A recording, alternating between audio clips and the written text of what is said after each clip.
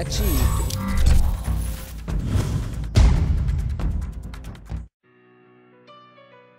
What's going on, everyone? I'm Scylol, and in today's video we'll be taking a look at the dungeons in Guild Wars 2.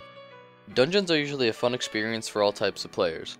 They break up the stagnant leveling process and reward you with some pretty cool weapons and gear. Dungeons in Guild Wars 2 will do nothing less than that, and they will have a pretty cool twist to them that most dungeons that I've experienced don't. In Guild Wars 2, the first available dungeon is when you reach level 35. It might seem like a while, but I think the dungeon experience will be way more enjoyable when you have access to most of your abilities. There will be a dungeon every 10 levels after this one, and 3 dungeons to complete at level 80. Now you might be saying, wow, ArenaNet waited all this time and all they have is 8 measly dungeons? Wrong. Each dungeon has 2 different modes, story mode and explorable mode. When you enter a dungeon for the first time, you will have to complete the story mode. This mode should be able to be completed by pickup groups. Once you finish this mode, explorable mode is unlocked. Every dungeon has at least 3 explorable modes. The players in the group vote on which path they want to take. This mode requires a bit more teamwork than story mode because it is more difficult.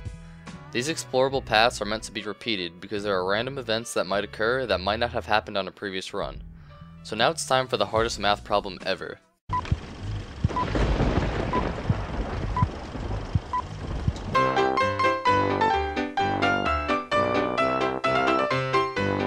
There are 8 dungeons. Each dungeon has 1 story mode and 3 explorable modes. How many options are there?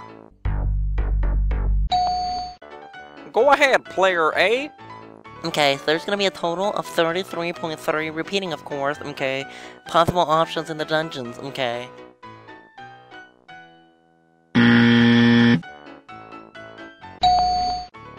Go ahead, player B. Let's see. Carry the 1. 32? That's correct. Yes, 32 dungeons. That is a ton of dungeons for a release of a game. Not only that, but since there are 3 dungeons at 80, that technically means that there are 12 dungeons at level 80, which makes me a happy panda. So now that your brain has healed from that incredibly hard math problem, let's get right back into things. Dynamic events also snuck their way into the dungeons in Guild Wars 2. In story or explorable modes, the dungeon has bonus events that can be activated by player actions, by location, or even by random chance. With this being said, even if you run the same path of a dungeon twice, your experience can be different from the last. Each dungeon will also have its own unique armor and weapon sets. Keyword, unique. This means that these items will not be any stronger than items that you would find elsewhere. Completing a dungeon will reward you with a token that you can use to buy weapon or armor from the specific dungeon set. I think it's a good idea that dungeons don't reward better items because it doesn't force a player that wouldn't want to do a dungeon to have to do them, just to keep the gear on par with everyone else. Now I'm going to talk about what you can expect combat wise in a dungeon in Guild Wars 2. I'm sure you have all heard that Guild Wars 2 doesn't have a dedicated healer or tank class. This is what they call the Holy Trinity system, something that nearly all MMOs have: a tank, a healer, and a DPS. ArenaNet wanted to completely eliminate this aspect of the game. Instead of having a certain number of healers, DPS, and tanks, ArenaNet wants you to be able to go into a dungeon in Guild Wars 2 with whatever makeup you want.